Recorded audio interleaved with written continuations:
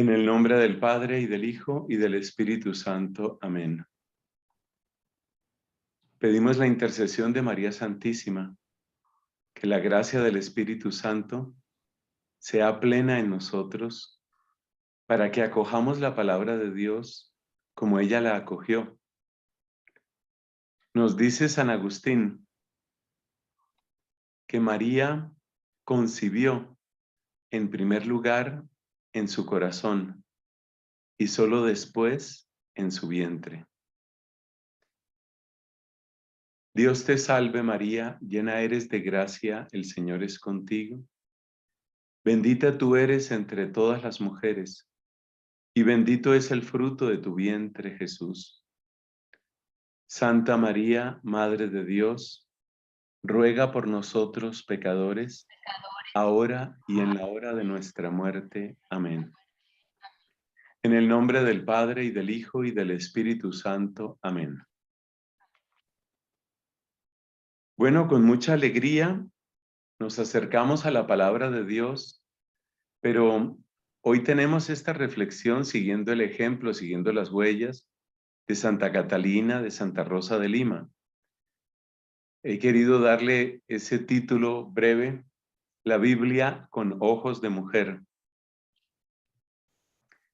Nuestra charla va a tener 3 partes. Primero, nos hacemos una pregunta sobre si hay una mirada específicamente femenina a la palabra de Dios. En segundo lugar, vamos a recordar una serie de momentos bíblicos que al verlos así juntos, indudablemente nos van a impactar. Y por último, nos vamos a referir a la parte de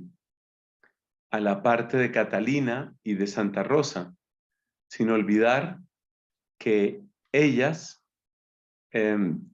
vivieron en siglos diferentes. Catalina en el siglo XIV y Rosa de Lima en el siglo XVII, y que sin embargo hay una profunda relación porque Catalina pues fue una referencia, una gran referencia para Santa Rosa de Lima. Entonces empezamos nuestro recorrido con la pregunta sobre si hay una mirada femenina a la palabra de Dios. Y lo primero que hay que aclarar es que ya desde el Génesis la palabra de Dios se dirige tanto al hombre como a la mujer. ¿Con esto qué quiero decir? Que nosotros no tenemos que buscar solamente versículos donde se mencione que la oyente es una mujer para decir, ahí está una mujer escuchando la palabra. Porque desde el libro del Génesis, desde el capítulo 2, se nos muestra cómo Dios da su mandato al hombre y a la mujer y cómo Dios es el único creador tanto del hombre como de la mujer. Así que debemos interpretar el conjunto de la palabra de Dios, debemos interpretarlo como dirigido a toda la humanidad y en concreto tanto a los hombres como a las mujeres.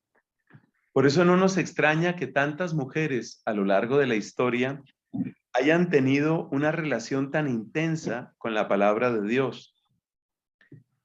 Quiero recordar aquí una santa de la que no hablaremos en extenso en esta ocasión, que es Santa Teresita, Santa Teresa del Niño Jesús. Ella sabemos que falleció muy joven, tendría unos 24 años o un poco menos cuando iba a morir. Y Teresita del Niño Jesús decía que anhelaba conocer más de las lenguas bíblicas, que quería conocer hebreo, que quería aprender griego. Era apasionada de la palabra de Dios. Teresita, lo mismo que muchas otras mujeres, tenía la convicción de que Dios quiere hablarnos a todos. Y es importante, repito, que no miremos la Biblia como un libro de varones donde las mujeres entran a ver qué pueden pescar, sino básicamente como palabra de Dios que se dirige a todos. Sin embargo, también desde la Biblia hay elementos que nos muestran que Dios tiene preguntas específicas y un modo muy peculiar de acercarse al corazón femenino. Entonces pongo aquí algunos ejemplos tomados de Génesis 3 y voy a mencionar después uno o dos que no aparecen en el Génesis, pero que son muy elocuentes. Cuando nuestros primeros padres, que según el relato bíblico tienen esos nombres de Adán y Eva, cuando ellos pecan, se rebelan contra Dios, desobedecen, Dios dirige una pregunta al varón y otra pregunta a la mujer. Y eso creo que tiene que ver con lo que comentamos de la mirada femenina. Lo que Dios le pregunta a Adán es, ¿dónde estás? Y lo que Dios le pregunta a Eva es, ¿qué has hecho? Me parece que hay una profundidad muy grande en esto. Probablemente no alcanzamos a percibir toda esa profundidad. Pero el solo hecho de detectar que hay una pregunta diferente para el hombre y para la mujer nos invita a darnos cuenta que Dios nos habla a todos, pero que Dios también habla a cada uno.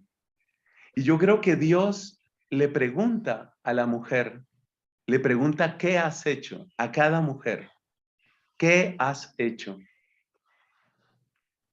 Quiero compartirles, así muy desde el corazón, por qué esta pregunta me parece tan profunda y me parece tan bella. Dios puso en la mujer las fuentes de la vida. Como hemos comentado en otras oportunidades, hacer pecar a un hombre es hacer pecar a una persona. Llevar el pecado al corazón de la mujer es llevar el pecado a un hogar, a una familia, a una sociedad. De hecho, esa es la razón principal por la que la serpiente ataca en primer lugar a la mujer. Porque está convencido, el demonio bajo figura de serpiente, está convencido de que el daño que se hace a la mujer tiene una repercusión mucho más grande. Herir al hombre es como envenenar un vaso. Herir a la mujer en su fe, en su amor, en su esperanza, es como envenenar un pozo. Escribe esa frase que te conviene. Herir al hombre es como envenenar un vaso. Herir a la mujer en su fe, en su esperanza, en su amor, es como envenenar un pozo. Lo importante de esto es darnos cuenta que Dios ha querido que las fuentes de la vida estén en el corazón, en la palabra, en el amor, en el vientre de la mujer. Y por eso la mujer es siempre un comienzo de humanidad. De hecho, eso es lo que significa la palabra Eva. Es un comienzo de humanidad. La traducción usual es madre de todos los vivientes. Pues de algún modo toda mujer es Eva. Cada mujer lleva un universo posible en su corazón, en sus sueños, en su afecto. Tiene un universo posible. Y aquí es donde percibimos un poco la profundidad de la pregunta que Dios le hace a la mujer. ¿Qué has hecho? Es como si le preguntara, ¿cuál es el universo que surge de ti? Porque de la mujer brota una humanidad, una sociedad, una familia, un hogar, un universo. ¿Qué están haciendo de ti? Es una reflexión muy interesante porque el mundo hoy quiere esterilizar a la mujer, no solamente en el sentido de que no tenga hijos, sino en el sentido, y esto es mucho más grave y es lo más importante, porque hay quien tiene vocación de hijos y hay quien no, pero lo que el mundo quiere es que la mujer se centre sola en sí misma, solamente en sí misma. Es decir, es la negación rotunda del plan de Dios. El plan de Dios es la mujer fecunda, que tiene las fuentes de la vida y de la que brota el universo. En cada mujer brota un universo. El plan del mundo es esterilizar a la mujer, es decir, ponerla a vivir solo para sí misma, para sus gustos, para su placer, para que se mire al espejo, se enamore de sí misma y no piense en nadie más. Entonces hay una palabra específica del hombre, de Dios hacia la mujer. ¿Qué has hecho? Y por eso la mirada femenina hacia la palabra de Dios es como un retorno de esa pregunta. Es decir, la mujer mira a la palabra de Dios como la fuente de su propio ser, como el cauce de su propia vitalidad.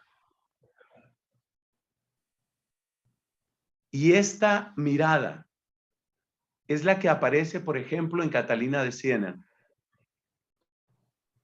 Observemos la expresión que utiliza Catalina.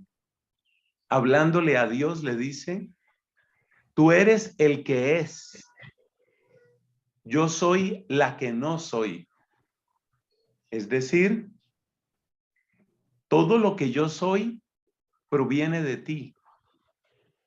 Esta es la fuente creada, que es la mujer, mirando hacia la fuente increada, que es Dios, único creador de todos. Entonces, sí podemos responder que hay una mirada femenina hacia la palabra de Dios. Y es la mirada que nos mostrará Catalina. Tú eres el que es.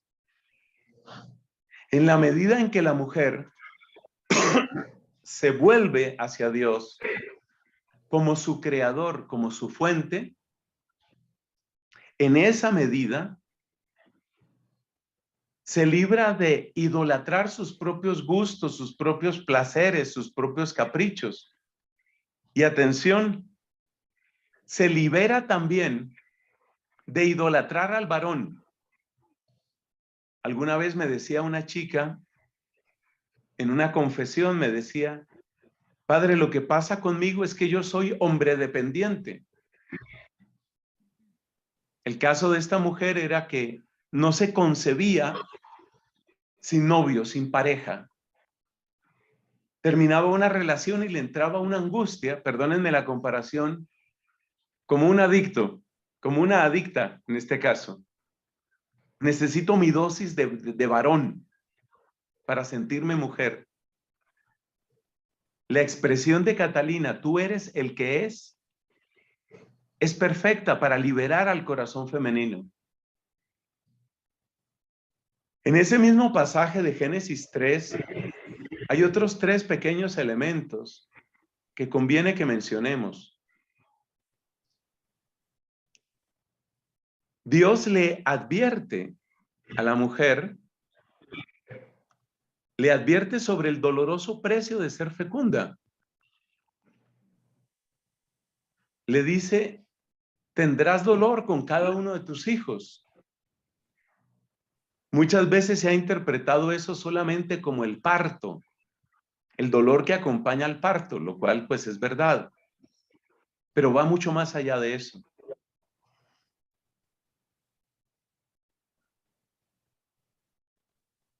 Lo que hay aquí es mucho más profundo. Lo que hay aquí es el dolor de ser fecunda. Y efectivamente, ser fecunda le va a implicar a la mujer algo así como morir ella. Es lo que vamos a encontrar en María al pie de la cruz. María al pie de la cruz da una máxima fecundidad. Podemos decir que de ella nace el universo nuevo. Por eso los padres de la iglesia hablan de ella como la nueva Eva. De ella nace el universo nuevo. Pero ya ves el precio. Una espada te atravesará el corazón. Y San Bernardo de Claraval llama a la Virgen mártir en el espíritu y dice que su muerte fue peor que una muerte física. Observemos que también aquí el mundo va en contravía de Dios, porque el mundo quiere presentarle a la mujer una especie de vida deliciosa y poderosa. La delicia aparece en la idolatría del placer sexual, como si lo más importante para la mujer fuera aprender a disfrutar su cuerpo. Una vida deliciosa y una vida poderosa, eso es lo que el mundo hoy le propone a la mujer. Por eso esa repetición del lenguaje del empoderamiento, empoderamiento. Por supuesto, a la edad que tengo, ya he tenido ocasión de encontrarme con muchas mujeres tan empoderadas como frustradas. Han alcanzado grandes logros, según los ojos del mundo, solo para sentirse profundamente vacías y con una vaga sensación de que simplemente las han usado, lo cual suele ser cierto. Entonces Dios dice, te quiero fecunda, pero al mismo tiempo le advierte, hay dolor en esa fecundidad.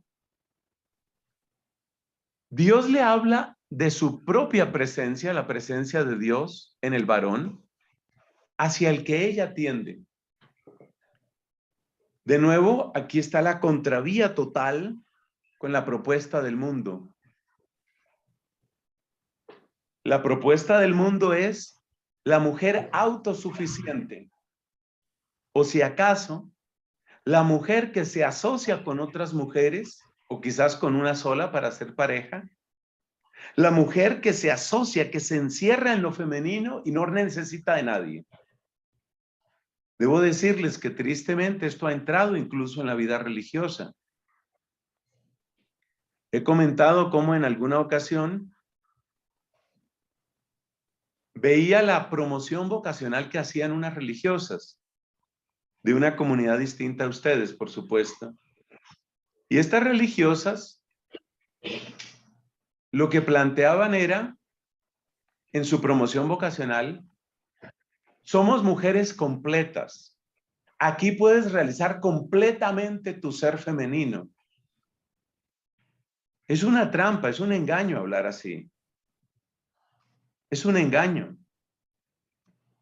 El hombre es complementario con la mujer complementaria con el hombre. Entonces, por supuesto que estamos incompletos los que somos célibes. Eso no significa que nos vamos a completar de cualquier manera, pero claro que somos incompletos. Y en particular, Dios le dice a la mujer, tu deseo tenderá hacia el varón. La expresión que utiliza el libro del Génesis suele ser mal traducida,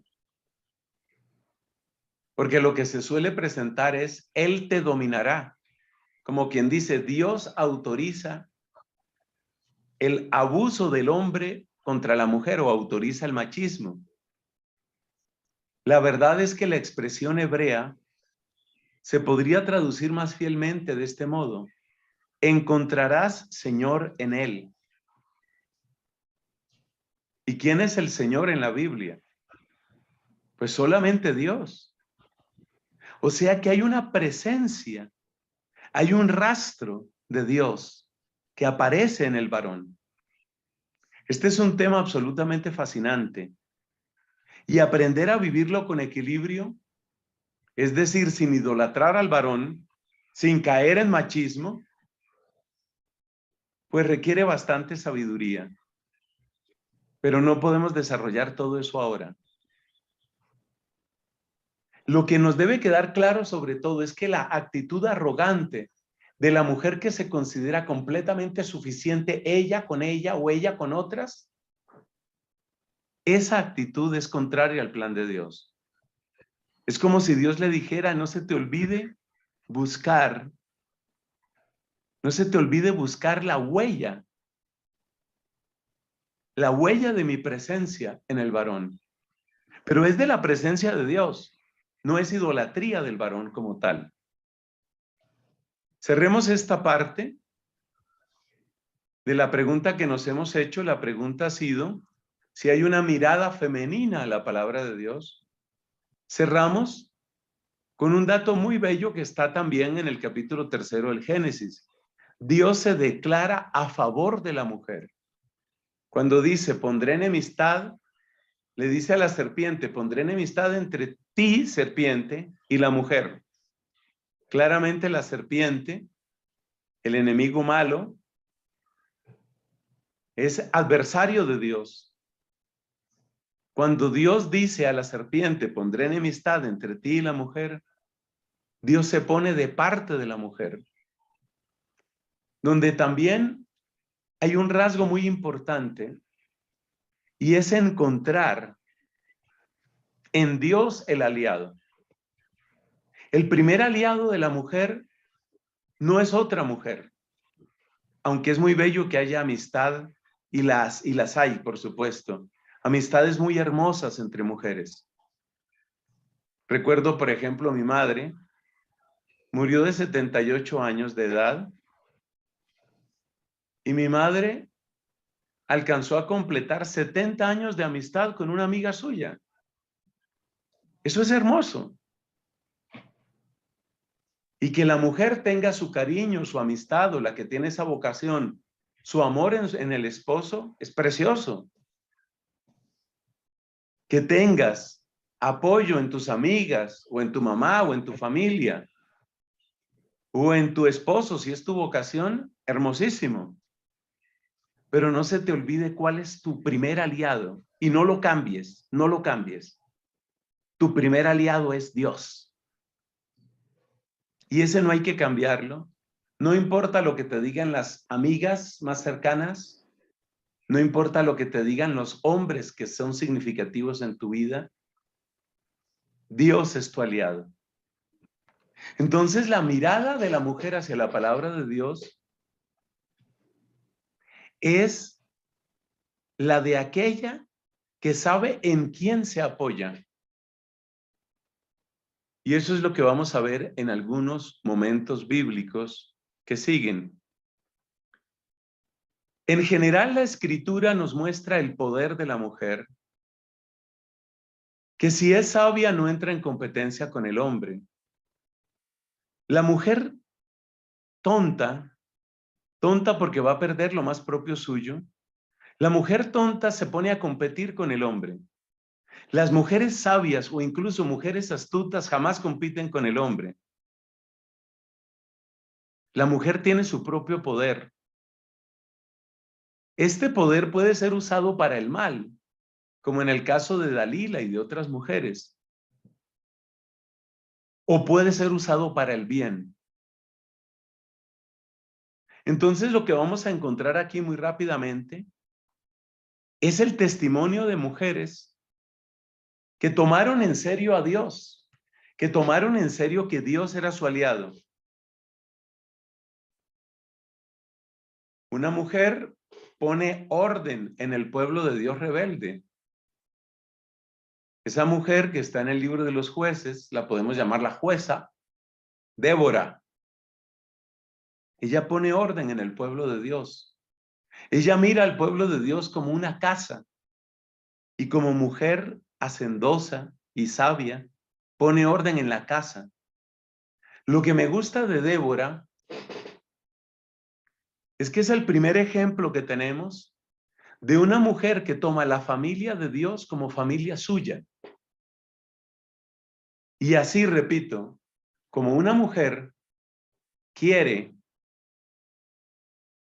que su casa esté bella, agradable, acogedora, ordenada, así quiere Débora para el pueblo de Dios. O sea que Débora, en el libro de los jueces, es un testimonio muy hermoso de lo que significa una mujer que hace suya la familia de Dios. Una mujer llamada Rahab o Rahab abre su casa a los exploradores de Israel cuando llegan a Jericó. Esta mujer no llevaba una vida ejemplar, ella era prostituta. Pero hay que tener en cuenta que en medio de su situación, y no se nos olvide que la prostitución en la inmensa mayoría de los casos es el fruto de la exclusión en contra de la mujer. Esta mujer arriesga su vida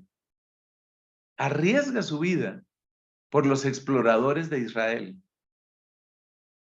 Es evidente que en ese momento los habitantes de Jericó veían a los israelitas como una amenaza, como un pueblo indeseable.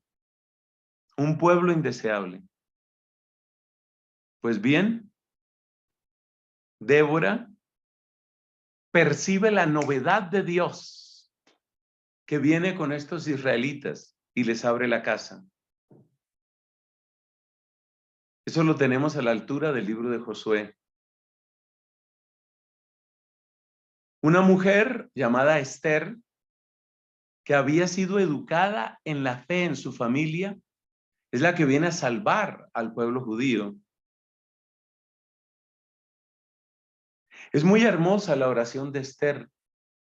Para sus ratos de meditación, vayan al libro de Esther y busquen esa oración, porque ahí tenemos el caso perfecto de una mujer que sabe que Dios es su aliado. Ella estaba rodeada de mujeres, rodeada de mujeres. Tenía muchas posibilidades de alianza con otras mujeres, porque ya sabemos, esta es la época en que los reyes tenían muchas esposas. Entonces, en ese harén, Esther era una más. O sea que lo que tenía era mujeres cerca con las que hubiera podido urdir un plan, pero ella en primer lugar se apoya en Dios. Y la oración de Esther es preciosa. Solo te tengo a ti. Y luego dice Esther, yo recuerdo lo que oí en mi casa. Ella vuelve a las fuentes de su infancia. Una mujer, Judith, corrige a los ancianos de Judá y les muestra qué es tener fe. Hay que ver ese discurso, hay que leer ese discurso de Judith.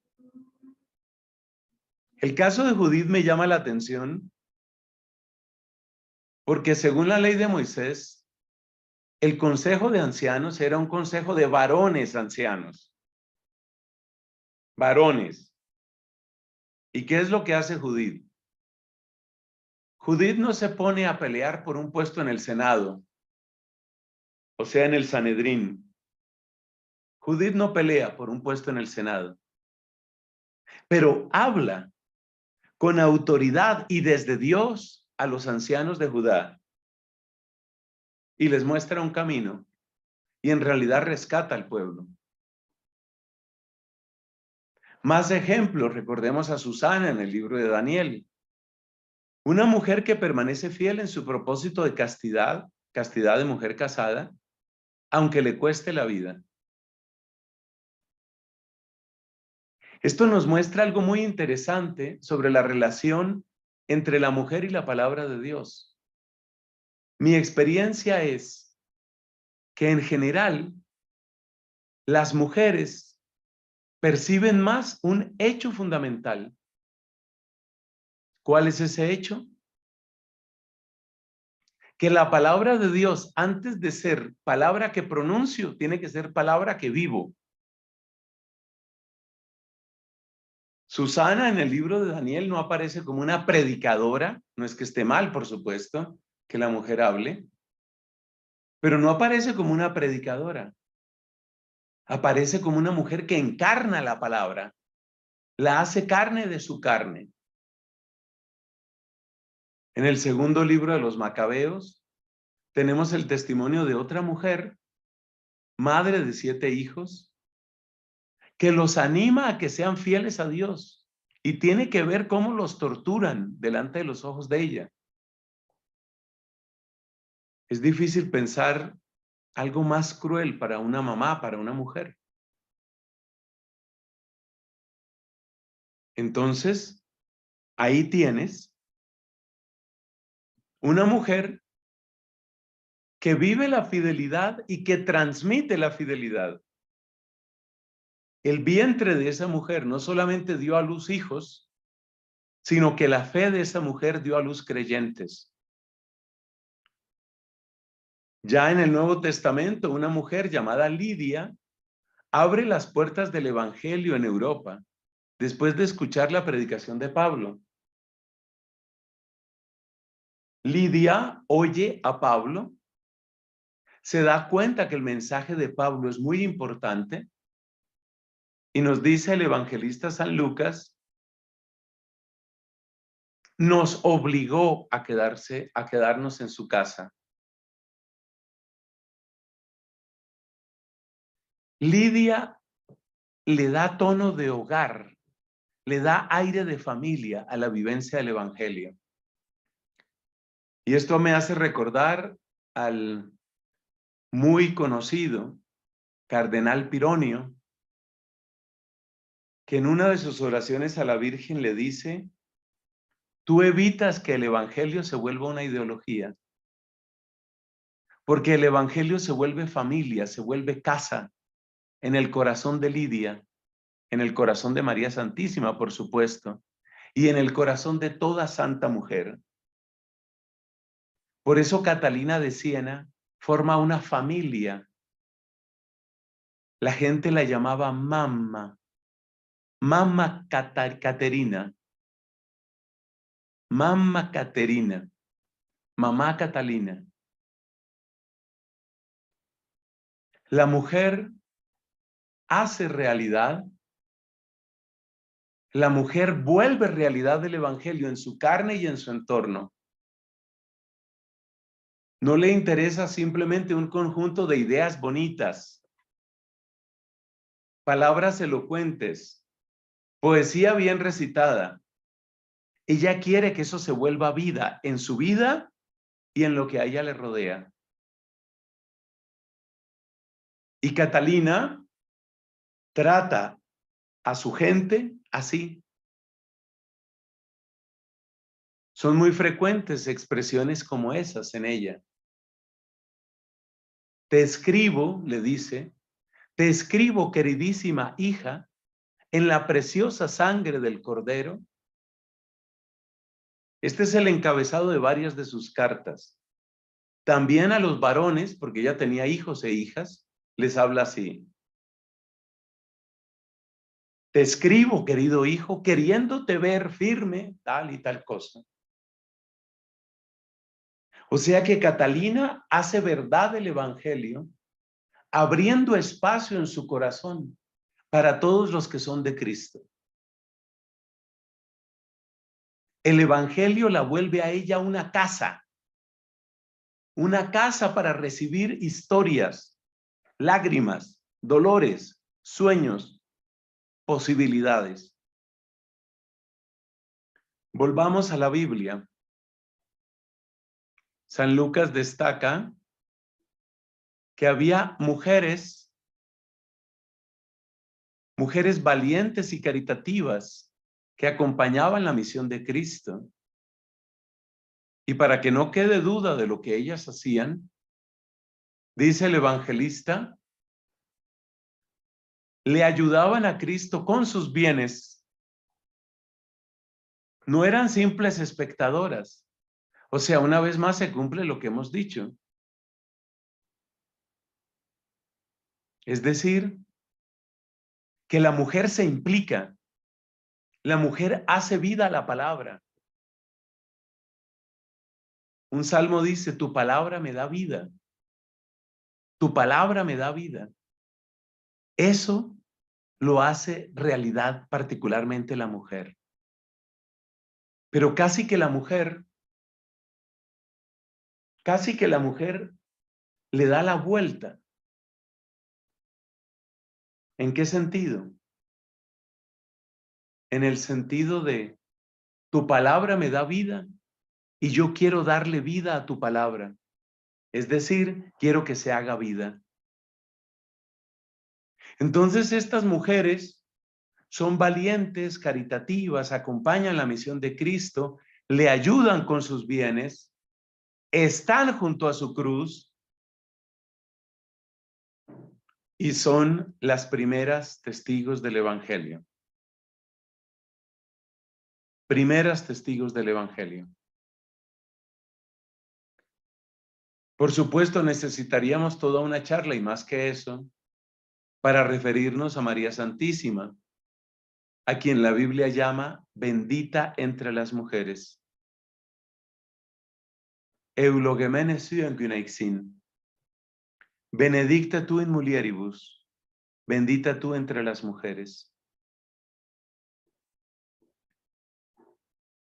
Centrémonos en esta parte final en el ejemplo de Santa Catalina y Santa Rosa.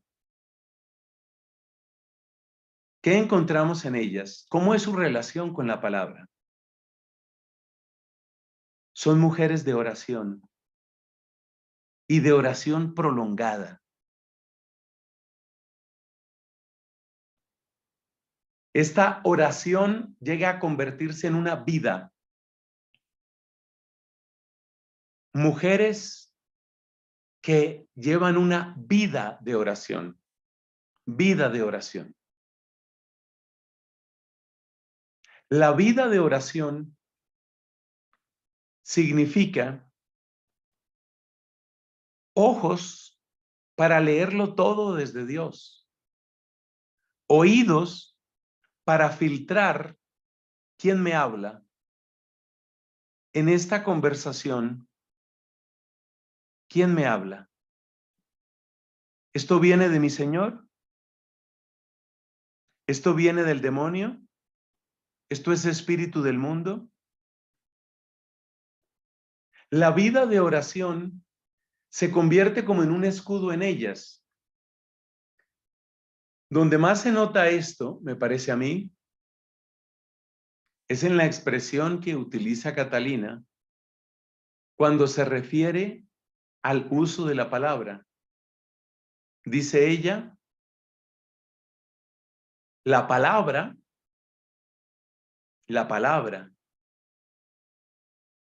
o sea, la capacidad de hablar, la dio Dios para tres cosas.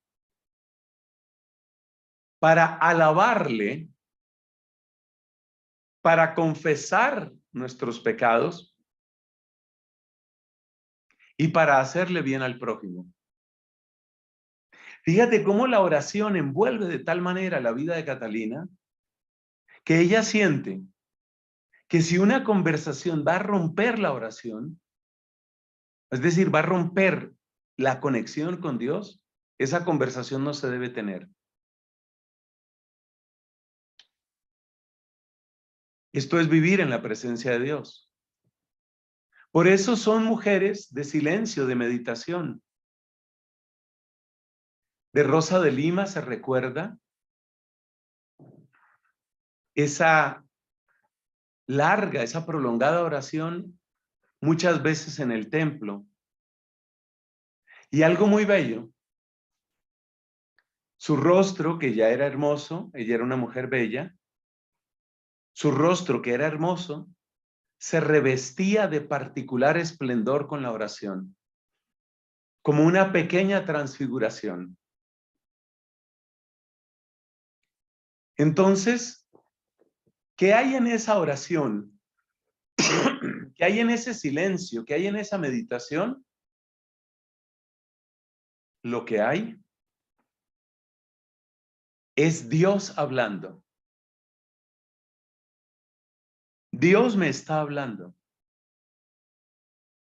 Y lo que pretenda interrumpir esa conexión, ese puente, esa relación con Dios, sale de mi vida. En ambos casos, tanto en Rosa como en Catalina, vemos una relación personal con Cristo Palabra en tres claves fundamentales. Él es mi Salvador, Él es mi Maestro, Él es mi esposo.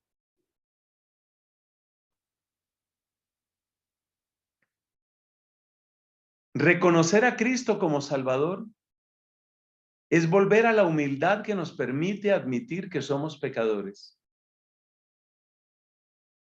Reconocer a Cristo como Maestro es volver a la humildad que me permite reconocerme como discípula. Discípula que ignora y quiere aprender. O sea que en la palabra Salvador con la que ellas miran a Cristo está la humildad de quien se siente necesitada de redención. En la palabra Maestro con la que ellas miran a Cristo está la humildad de quien reconoce que necesita aprender, que necesita luz. Pero la palabra definitiva es la palabra esposo. Porque la palabra esposo une completamente, la palabra esposo conecta completamente el ser entero de la mujer con el misterio de Cristo. Se conecta completamente. Y en este sentido, hace mucho lo pienso, en este sentido casi podríamos decir que la mujer tiene una ventaja sobre el varón. Es verdad que hay santos místicos como San Juan de la Cruz que han hablado con claridad de Cristo esposo, esposo del alma. Pero podríamos decir que nosotros los varones tenemos que dar como un giro para entender esa expresión. En cambio, en la mujer esto nace de sus entrañas, esto brota de ella misma. Y eso es lo que encontramos en estas santas. El considerarse esposa es absolutamente fundamental. Fundamental en tres claves muy importantes que les invito que escriban por ahí. En primer lugar, en la parte afectiva, tal vez es lo más obvio. Si él es mi esposo, nadie reemplaza su lugar en mí. Ni mi familia, ni una amiga, ni unas amistades con algunos laicos, ni el conjunto de las hermanas, ni un amigo, ni un sacerdote, por importante que sea, nada reemplaza a mi esposo. Como buena mujer casada, Rosa, eso lo tiene clarísimo, nada reemplaza. Tanto en el caso de Rosa como en el caso de Catalina, sabemos que hubo incluso pretendientes, gente que las quería como mujeres. Es una gran defensa y es una fuente de equilibrio el saberse esposa. Es que yo no estoy disponible. Yo no estoy disponible. Yo ya soy de. Y por eso la palabra de él no es como palabra de cualquier otro. Yo no tengo oídos para una palabrita que me venga aquí a decir cosas, porque ya mis oídos son para mi esposo.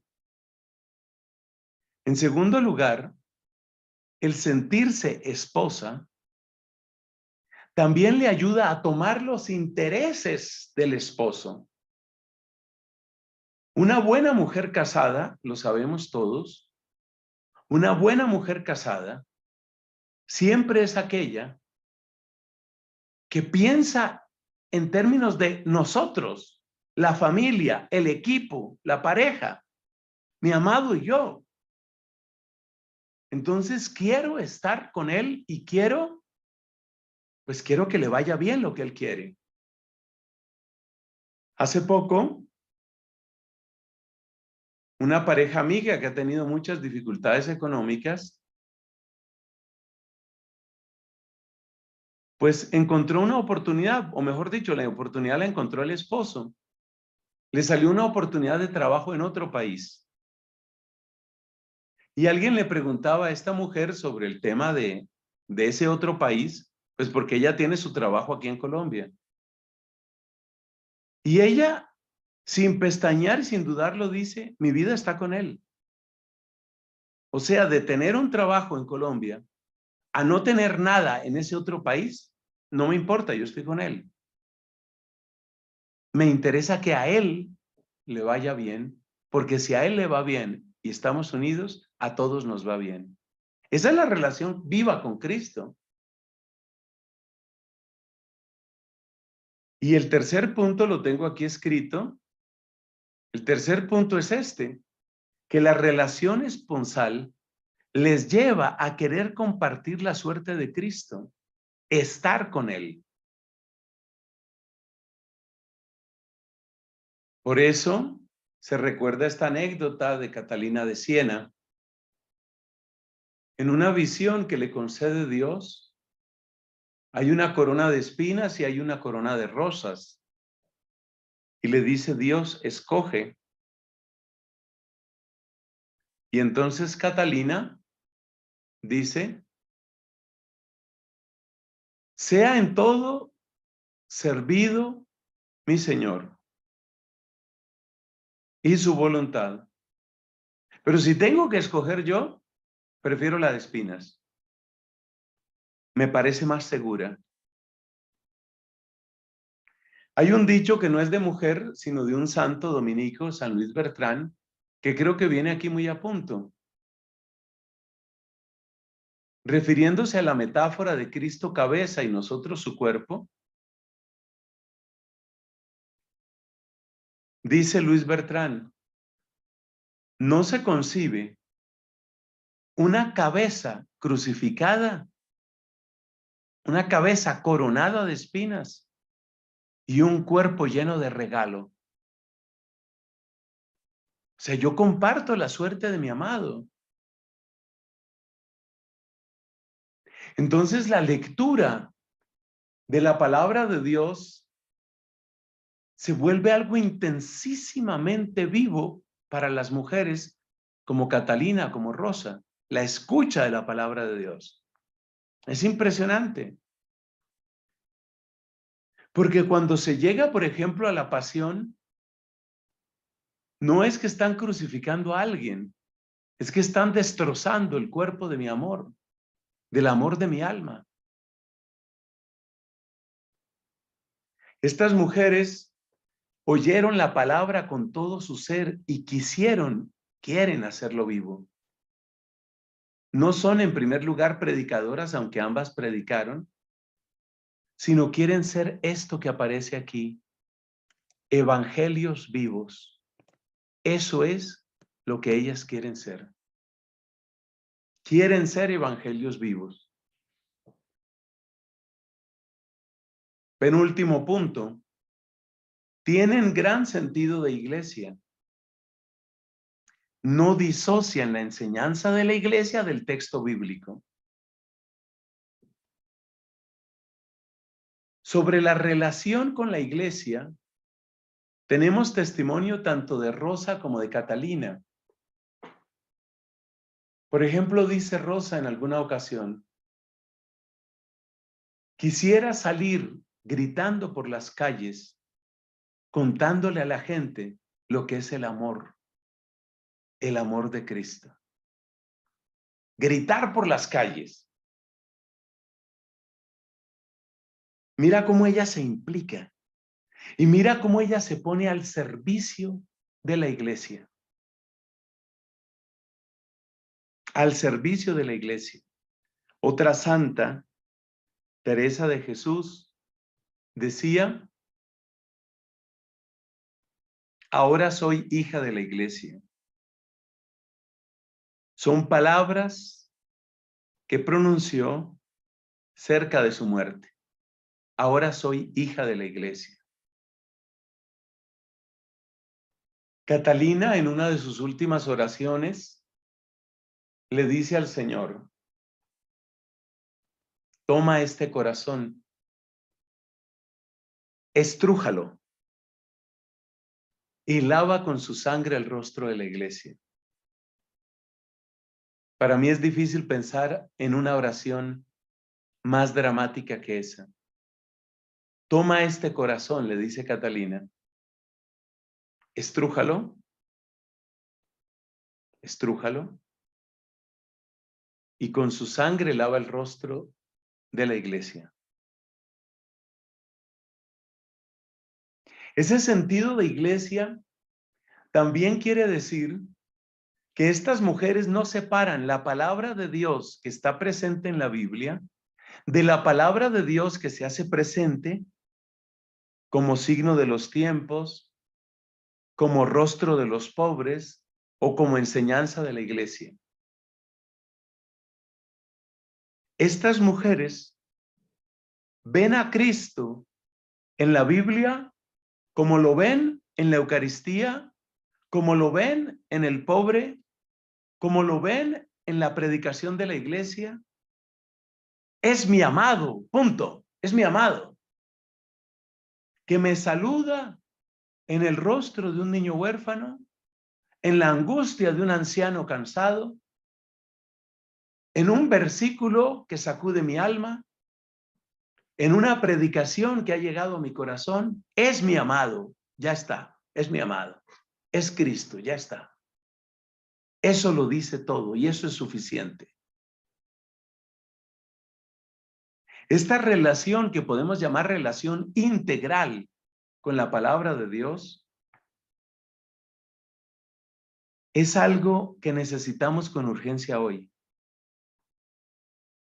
Porque algunos dicen, qué importante que haya teólogas. Totalmente de acuerdo.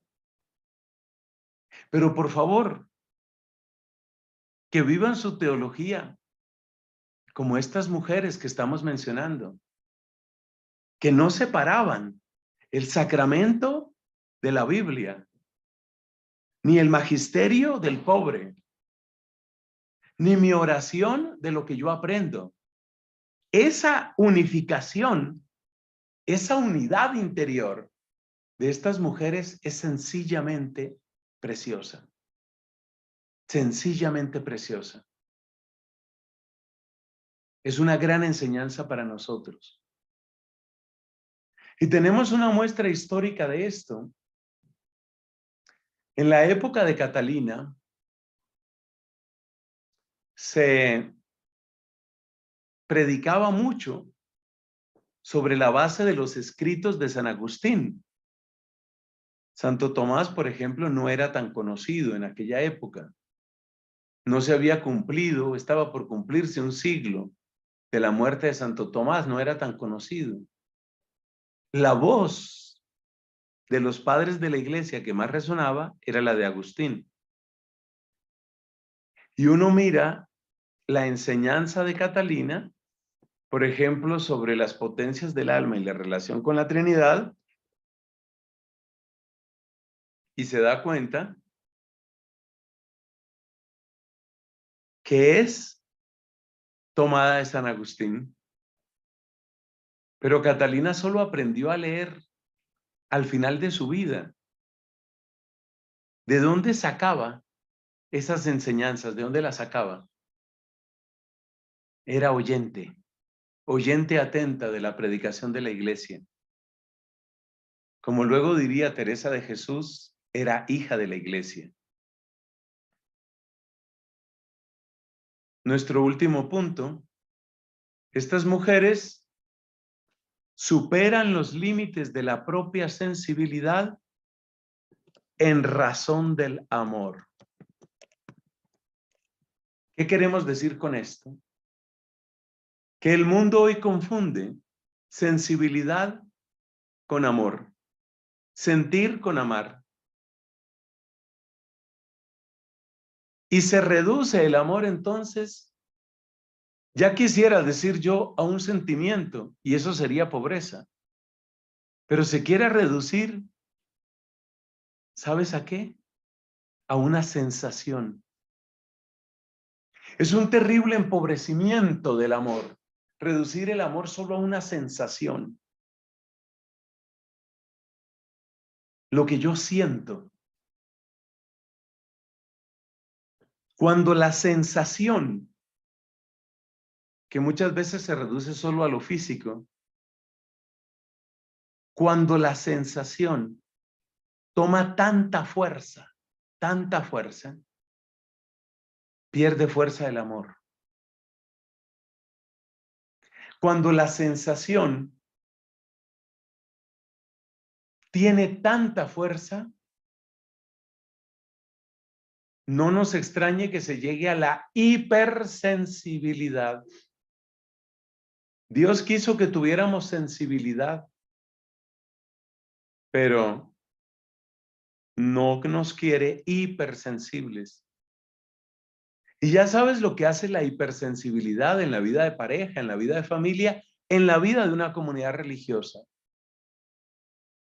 Y muchas veces las formadoras, las superioras, las directoras, las maestras, en fin, todas las que tienen una responsabilidad dentro de la comunidad sufren por los temas de demasiada sensibilidad.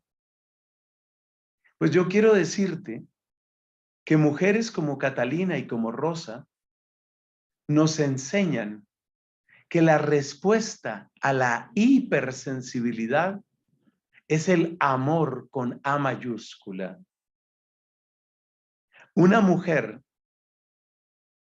que está prendada del amor de Cristo, sobre todo del amor de Cristo crucificado, ¿qué tanta importancia le dará a cosas como que a veces no me saludan, a veces me miran feo, a veces no me toman en cuenta? ¿Qué tanto podrá importarle a esa mujer que la salude otra mujer, otra hermana, un amigo, un laico, una familia? ¿Qué tanto podrá importarle eso? No es que no le importe, pero ¿qué tanto podrá importarle cuando ella siente que los ojos de Cristo desde la cruz la saludan? Si Él me está esperando para abrazarme, ¿qué tanto debo depender yo del cariño de tal o cual persona, de tal o cual familia, de tal o cual hombre o mujer? Entonces estas mujeres, como Catalina, como Rosa, eran mujeres colmadas de amor. Ellas no estaban mutiladas en el amor, ni esterilizadas. Claro que no. Ellas tenían su capacidad de amar, pero era un amor que había pasado por el crisol de aquello que nos cuenta la palabra. Lee la palabra, descubre lo que es amor y descubrirás también la sanación para la hipersensibilidad. Grandes lecciones que nos dejan mujeres como Santa Rosa, como Santa Catalina. Grandes lecciones que son perfectamente actuales y que nos recuerdan que es acercarse a la Biblia con ojos de mujer.